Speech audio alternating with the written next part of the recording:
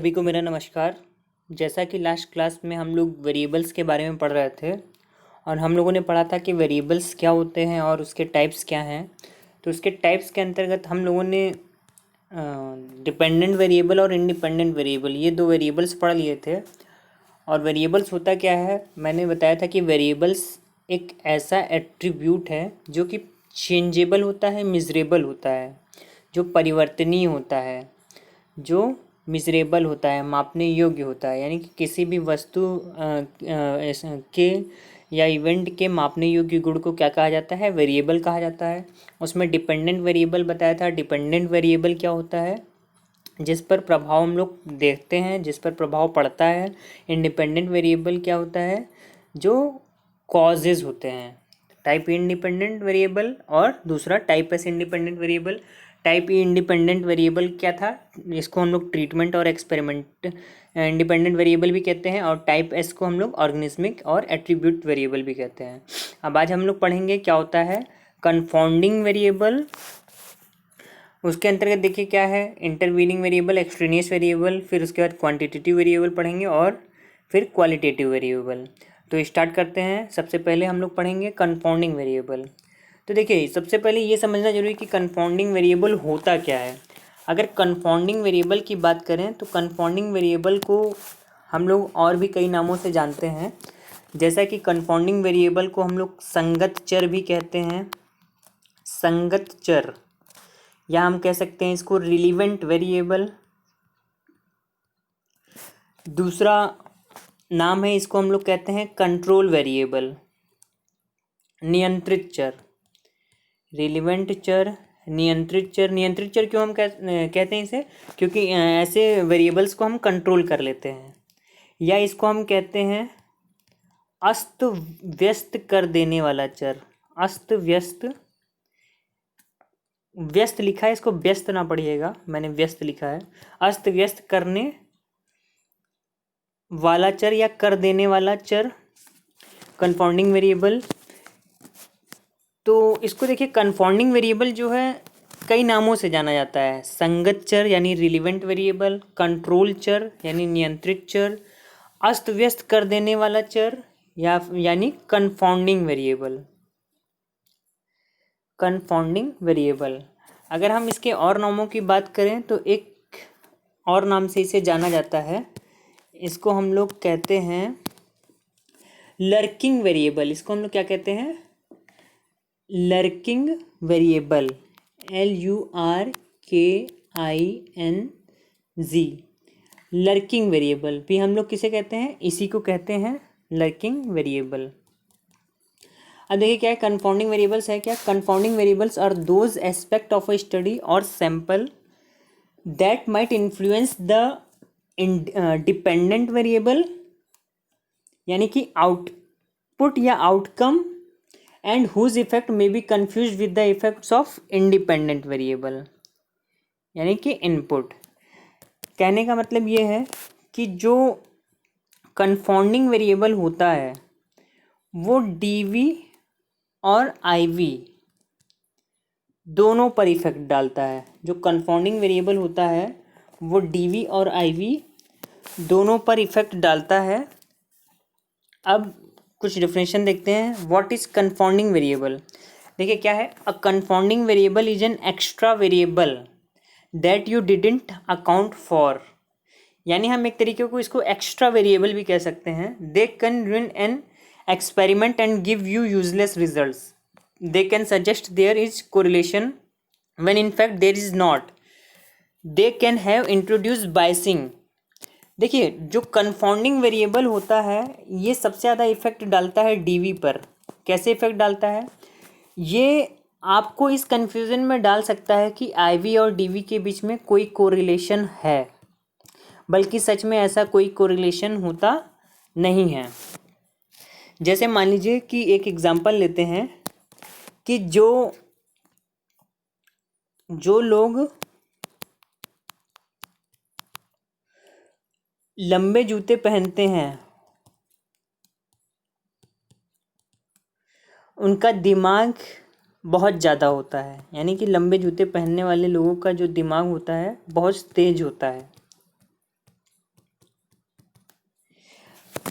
तो इस तरीके से क्या है कि जैसे अगर इस एग्जांपल को समझिए तो एक तरीके का इसमें स्प्यूरियस कोरिलेशन है, यानी कि आईवी और डीवी का कोई मेल नहीं खा रहा है। तो देखिए कंफाउंडिंग वेरिएबल का भी यही काम है। कंफाउंडिंग वेरिएबल क्या करता है, कोरिलेशन आईवी और डीवी के बीच में ना होते हुए भी ऐसा फील कराता है कि इन दोनों के बीच में कोई कोरिलेशन है, कोई संबंध है, और ये भी बताता है कोई बायसिंग है, किसी तरीके से जुड़े हुए हैं। तो देखिए क्या है, important to know what one is and how to avoid getting them into your experiment in the first place. जैसे कि बात करें, एक एग्जांपल हम लोग लेते हैं कि जो एज है वो किसी भी व्यक्ति के मान लीजिए एज है कंफाउंडिंग वेरिएबल, और यहाँ पर कोई व्यक्ति है जिसको मान लीजिए किसी व्यक्ति की एक्टिविटी है, ये है आपका इंडिपेंडेंट वेरिएबल आईवी, और इधर है आपका वेट। अब ये आपको डॉक्टर कहता है कि आप जितनी ज़्यादा एक्टिविटीज़ करेंगे आपका वेट उतना ही ज़्यादा क्या होगा, रिड्यूस होगा। डॉक्टर ने आपसे क्या कहा कि जितनी ज़्यादा आप आईवी को मैनिपुलेट करेंगे आपके डीवी पर उतना ही ज़्यादा इफ़ेक्ट पड़ेगा, यानी कि एक्टिविटीज़ बढ़ाएंगे तो वेट लूज़ होगा, एक्टिविटीज़ घटाएंगे तो वेट बढ़ेगा। लेकिन देखिए यहाँ पर एक मीडिएटर आ जाता है, एक कंफाउंडिंग वेरिएबल आता है, वो है आपका एज फैक्टर। अब ज़रूरी नहीं कि आप एक्टिविटीज़ बढ़ा रहे हैं तो आपका वेट जो है घट ही रहा है, आपका वेट आपकी एज के अकॉर्डिंग भी बढ़ता रहता है। आप सभी लोगों को पता है जैसे जैसे एज बढ़ती है वैसे वैसे मोटापा बढ़ता चला जाता है, वेट बढ़ता चला जाता है। और फिर आप चाहे जितनी एक्सरसाइज करिए आपका जो कॉज है वो इफ़ेक्ट नहीं दिखेगा, यानी आईवी का डीवी पर कोई इफ़ेक्ट नहीं दिखेगा। क्यों? क्योंकि एक कंफाउंडिंग वेरिएबल इंट्रोड्यूस हो गया जो कि है एज। अब वो जो कंफाउंडिंग वेरिएबल है, वो जो मीडिएटर है, वो आपके वेट को घटने नहीं दे रहा है। तो यही है कंफाउंडिंग वेरिएबल। अब देखिए क्या है, a confounding variable can have a hidden effect on your experiments outcome. जो कंफाउंडिंग वेरिएबल है ये आपके आउटकम्स पर, आपके डिपेंडेंट वेरिएबल पे हिडन इफेक्ट डालता है, यानी कि प्रभाव पड़ रहा है लेकिन दिखाई नहीं देता। प्रभाव तो पड़ रहा है लेकिन दिखाई नहीं देता। देखिए जैसे यही एग्जांपल अभी हम लोगों ने डिस्कस किया था, if you are researching whether lack of exercise leads to weight gain, यानी कि जितना कम आप एक्सरसाइज करेंगे उतना ही ज़्यादा आपका वेट बढ़ेगा।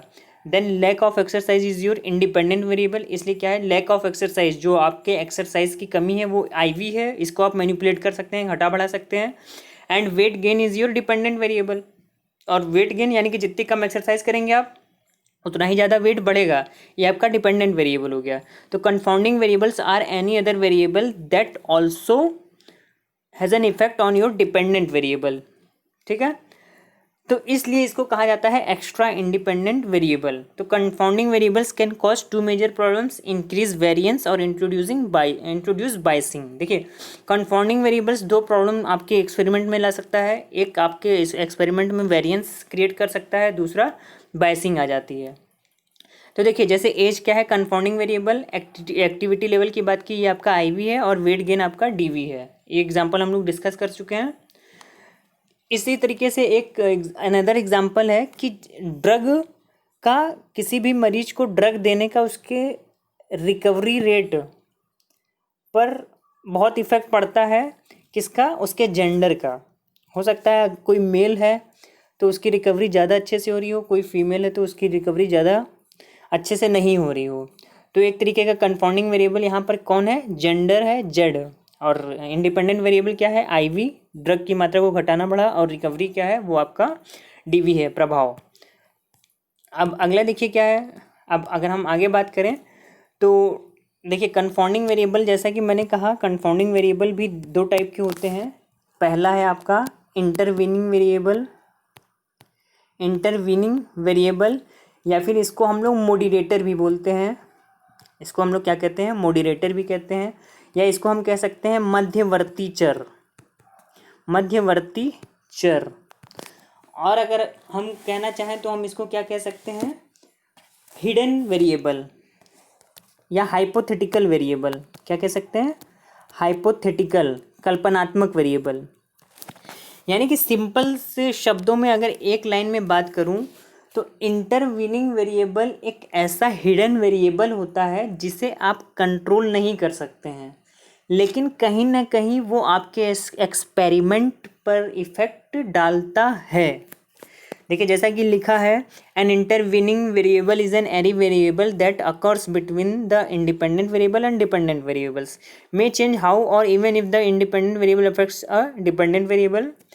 यानी कि इंटरवीनिंग वेरिएबल्स क्या होता है, intervene in the causal relationship. देखिए इंटरवीन का मतलब होता ही क्या है, इंटरवीन का मतलब होता है हस्तक्षेप करना, हस्तक्षेप करना। तो इसे हम कह सकते हैं हस्तक्षेपी चर, हस्तक्षेपी चर भी कह सकते हैं। यानी इंटरवीनिंग वेरिएबल वो हिडन वेरिएबल होता है, वो छिपा हुआ वेरिएबल होता है जो दिखाई नहीं देता है लेकिन कहीं ना कहीं आपके एक्सपेरिमेंट पर इफेक्ट डालता है। सिंपल सी एक लाइन में बात करें तो इंटरवीनिंग वेरिएबल का मतलब यही होता है, मध्यवर्ती चर का मतलब यही होता है। अब देखिए क्या होता है, ये वह चर होते हैं जो डिपेंडेंट वेरिएबल को ही प्रभावित करते हैं। यानी इन आईवी क्या है, केवल डीवी को ही प्रभावित करता है। इन चरों को, इन वेरिएबल्स को जब तक आप नियंत्रित नहीं करेंगे, इन वेरिएबल्स को जब तक नियंत्रित करके, कंट्रोल करके प्रयोग नहीं करता है कोई भी रिसर्चर, तब तक जो आउटकम्स हैं वो प्योर नहीं आएंगे, उसमें कोई ना कोई बायसिंग आ जाएगी। तो इस तरीके से देखिए लिखा भी है, intervening variables are hypothetical internal states that are used to explain such relationships between observe variables. अब देखिए क्या है, जो आपका एग्जाम्पल्स की बात करें इंटरवीनिंग वेरिएबल्स की, तो क्या क्या एग्जाम्पल्स हो सकते हैं। लर्निंग, देखिए लर्निंग दिखाई देता है, नहीं दिखाई देता। अधिगम दिखाई नहीं देता। मेमोरी, आपकी स्मृति दिखाई देती है, नहीं दिखाई देती है, लेकिन कहीं ना कहीं स्टडी पर, एक्सपेरिमेंट में इफेक्ट डालती है। Motivation, attitude, personality, traits, knowledge, understanding, thinking, expectation, intelligence, intention, ये सारी चीज़ें क्या है, ये एक हिडन वेरिएबल है, ये एक इंटरवीनिंग वेरिएबल्स के एग्जाम्पल हैं। अब आगे देखिए क्या है, आगे अगला टाइप है एक्सट्रेनियस वेरिएबल। देखिए एक्सट्रेनियस वेरिएबल क्या है, बहिरंग चर इसको हम लोग बोलते हैं। एक्सट्रेनियस वेरिएबल को हम क्या कहते हैं, बहिरंग चर। एक्सट्रेनियस वेरिएबल को हम लोग क्या कहते हैं, बहिरंग चर। यानी कि variables not manipulated by the experiment. यानी कि ऐसा चर, ऐसा वेरिएबल जो कि नॉट मैनिपुलेटेड, जिसमें कोई प्रहसन नहीं किया जाता है प्रयोग के द्वारा, यानी एक्सपेरिमेंट के द्वारा, जिसमें कोई भी हम लोग प्रहसन या मैनिपुलेशन नहीं करते हैं। देखिए होता क्या है, अगर हम बात करें, extraneous variables are undesirable variables. देखिए कभी कभी ये पूछा जाता है कि अनडिजायरेबल वेरिएबल्स किसे कहते हैं, अवांछनीय। तो एक्सट्रेनियस वेरिएबल या बहिरंग चर एक तरीके के अवांछित वेरिएबल्स होते हैं that influence the relationship between variables and experiment is examining. यानी कि एक्सट्रेनियस वेरिएबल क्या है, वो इफेक्ट डालते हैं किस पर, डीवी पर। किसके द्वारा, एक्सटर्नल कंडीशंस के द्वारा। जैसे मान लीजिए कई इंडिपेंडेंट वेरिएबल्स हैं, IV1, IV2, IV3, IV4, IV5। अब अगर रिसर्चर चाहता है कि वो जिस आईवी का अध्ययन करना चाह रहा है, जिस आईवी के माध्यम से डीवी पर इफेक्ट देखना चाह रहा है, केवल उसी का इम्पैक्ट उस एक्सपेरिमेंट में पड़े, तो वो क्या करता है, वो सारे बाकी के इंडिपेंडेंट वेरिएबल्स को क्या कर देता है, कंट्रोल कर देता है। यानी कि अगर एक्सट्रेनियस वेरिएबल की बात करें तो एक्सट्रेनियस वेरिएबल है क्या, एक्सट्रेनियस वेरिएबल है जो वेरिएबल हमें दिख रहा है, जो वेरिएबल हमें दिख रहा है और उसे हम कंट्रोल कर सकते हैं, और उसे हम कंट्रोल कर सकते हैं, वो क्या कहलाता है, कंट्रोल कर सकते हैं, वो क्या कहलाता है, एक्सट्रेनियस वेरिएबल है। हम क्यों कंट्रोल करना चाहते हैं, क्योंकि हम केवल उन्हीं वेरिएबल्स का इफेक्ट देखना चाहते हैं अपने प्रयोग पर जिसके लिए हमने अपने उद्देश्यों को सेलेक्ट किया है।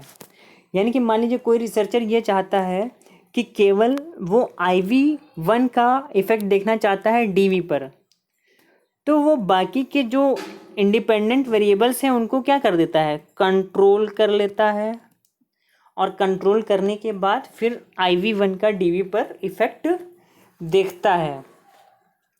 इसी को कहा जाता है एक्सट्रेनियस वेरिएबल। अब देखिए आगे क्या है, extraneous variables are the factors which are not the part of the study.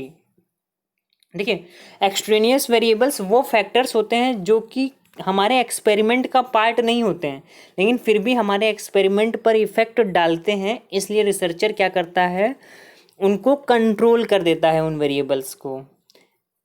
Study but may effect the measurement of the study variables. These variables are usually recognized and controlled by researcher in quasi-experimental and experimental studies. Researcher इसको कहाँ पर control करता है, quasi experimental और experimental studies में। Generally specific research design and sample inclusion and exclusion criteria are used to control the influence of extraneous variable. अब आगे देखिए क्या है, आगे बात करें तो एक्सट्रेनियस वेरिएबल आपको समझ में आ ही गया होगा कि ऐसा वेरिएबल जिसको रिसर्चर क्या करना चाहता है, कंट्रोल कर देता है। क्यों? क्योंकि वो केवल उन्हीं पर्टिकुलर वेरिएबल्स का इफेक्ट देखना चाहता है जिसको उसने अपनी स्टडी में शामिल कर रखा है। अब अनदर नेक्स्ट वेरिएबल्स की बात करें तो हम लोगों ने देखा अगला वेरिएबल कौन सा था, कंफाउंडिंग वेरिएबल के बाद आपका है क्वांटिटेटिव वेरिएबल और फिर है क्वालिटेटिव वेरिएबल। तो जब हम क्वांटिटेटिव वेरिएबल की बात करते हैं तो क्वांटिटेटिव वेरिएबल देखिए नाम से ही समझ में आ रहा है कि ऐसा वेरिएबल जिसको हम लोग मैग्नीट्यूड के फॉर्म में एक्सप्रेस कर सकते हैं। मैग्नीट्यूड के फॉर्म में, परिमाण के रूप में जब हम किसी भी वेरिएबल को अभिव्यक्त करते हैं, परिमाण का मतलब जैसे किसी नंबर के फॉर्म में हमने उसे अभिव्यक्त कर दिया, तो उसको हम लोग क्या कहते हैं, उसको हम लोग कहते हैं क्वांटिटेटिव या मात्रात्मक चर, क्वांटिटेटिव वेरिएबल, या इसी को हम लोग क्या कहते हैं, मात्रात्मक चर। इसी को हम लोग क्या कहते हैं, मात्रात्मक चर। तो क्वांटिटेटिव वेरिएबल जैसे मान लीजिए हाइट, जैसे मान लीजिए एज, उम्र, इसको हम लोग संख्या में दर्शाते हैं। जैसे मान लीजिए, और हम क्या कह सकते हैं,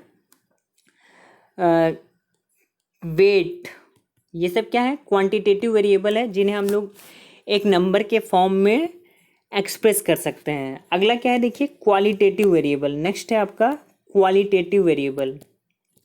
क्वालिटेटिव वेरिएबल या गुणात्मक चर क्या होते हैं, गुणात्मक चर वे चर होते हैं जिन्हें हम लोग परिमाण के रूप में व्यक्त नहीं कर सकते हैं, परिमाण के रूप में व्यक्त नहीं कर सकते हैं, मैग्नीट्यूड के फॉर्म में व्यक्त नहीं कर सकते हैं। जैसे मान लीजिए अगर एग्जाम्पल की बात करें तो गुणात्मक चर जैसे गुणों की बात करता है, तो गुणों की बात करता है जैसे मान लीजिए किसी की प्रजाति, क्या हम ये कहेंगे कि ये 1 किलो आदिवासी नस्ल का इंसान है, नहीं कह सकते। किसी का धर्म, क्या हम ये कहते हैं कि इसके अंदर हिंदू धर्म 1 किलो है, इसके अंदर हिंदू धर्म 4 किलो है, बिल्कुल नहीं कहते। किसी का पेशा, किसी के व्यक्तित्व का वर्गीकरण, ये सब क्या है, ये सब आपका क्वालिटेटिव वेरिएबल के एग्जाम्पल हैं। यानी कि गुणात्मक चर वैसे चरों को कहा जाता है जिन्हें मात्रा के रूप में सुव्यवस्थित नहीं किया जा सकता है। ठीक है, अब अगला वेरिएबल हम लोगों ने बात की थी क्वांटिटेटिव वेरिएबल्स में ही, मैंने बताया था क्वांटिटेटिव वेरिएबल्स को भी 2 टाइप में बांटा गया है। एक को कहते हैं कॉन्टिन्यूअस वेरिएबल और दूसरे को कहते हैं डिस्क्रीट। कॉन्टिन्यूअस वेरिएबल क्या होते हैं, वो वेरिएबल्स जिन्हें हम किसी भी लेवल पर एक्सप्रेस कर सकते हैं, जैसे 1.1, 1.2, 1.3 इस फॉर्म में। डिस्क्रीट वेरिएबल क्या होते हैं, जिन्हें 1, 2, 3 मतलब जिसको हम डेसिमल फॉर्म में अभिव्यक्त नहीं कर सकते, वो डिस्क्रीट वेरिएबल होते हैं। तो इस तरीके से क्या है, कॉन्टिन्यूअस वेरिएबल, जैसे मान लीजिए परिवार, एग्जाम्पल की बात करें तो डिस्क्रीट वेरिएबल का एग्जाम्पल होगा परिवार के सदस्यों की संख्या। जैसे आपके परिवार में कितने लोग हैं, तो आप हमेशा ये बोलेंगे 4 लोगों का परिवार है, 5 लोगों का परिवार है, 6 लोगों का। कभी आप ये नहीं कहते कि मेरे घर में 3.5 लोग रहते हैं, मेरे घर में 4.5 लोग रहते हैं, बिल्कुल नहीं कहते। यानी ये क्या है, डिस्क्रीट वेरिएबल है। कॉन्टिन्यूस वेरिएबल की बात करें तो आपकी हाइट कितनी है, आप कहते हैं 4.5 फुट है, या आप कहते हैं 5.5 इंच है। तो इस तरीके से क्या है, ये कॉन्टिन्यूस वेरिएबल है। अब एक वेरिएबल हम लोगों ने बात की थी क्वांटिटेटिव क्वालिटेटिव के बाद एक वेरिएबल हम लोगों ने कहा था ऑर्गेनिज्मिक वेरिएबल। अगर आपको याद होगा, लास्ट क्लास में पढ़ा भी था। ऑर्गेनिज्मिक वेरिएबल का एग्जांपल क्या पढ़ा था, जैसे मेल फीमेल, इस तरीके के वेरिएबल अगर एग्जांपल्स की बात करें। और एक हम लोगों ने बात किया था एक्टिव वेरिएबल। एक्टिव वेरिएबल क्या था, एक्टिव वेरिएबल जिन्हें हम लोग डायरेक्टली मेज़र कर सकते हैं, जिसमें डायरेक्टली मैनिपुलेशन किया जा सकता है, उसे हम कहते हैं एक्टिव वेरिएबल। और एट्रीब्यूट वेरिएबल की बात हम लोगों ने की थी। एट्रीब्यूट वेरिएबल वो वेरिएबल होते हैं जिसमें जो मैनिपुलेशन किया जा सकता है। उसके अलावा ऑर्गेनिज्मिक वेरिएबल की बात हम लोगों ने कर ही ली थी। ऑर्गेनिज्मिक वेरिएबल को हम लोग देख ही लिए। तो इस तरीके से क्या है कि हम लोगों ने सारे टाइप के वेरिएबल्स को आज स्टडी कर लिया है। तो आशा करता हूँ आपको आज की क्लास समझ में आई होगी। फिर भी कोई कन्फ्यूज़न है तो आप कमेंट के द्वारा पूछ सकते हैं। और अगर आपको लेक्चर्स अच्छे लग रहे हैं तो प्लीज़ उन्हें सब्सक्राइब, लाइक एंड शेयर करिए। Thank you so much. आपका दिन शुभ हो।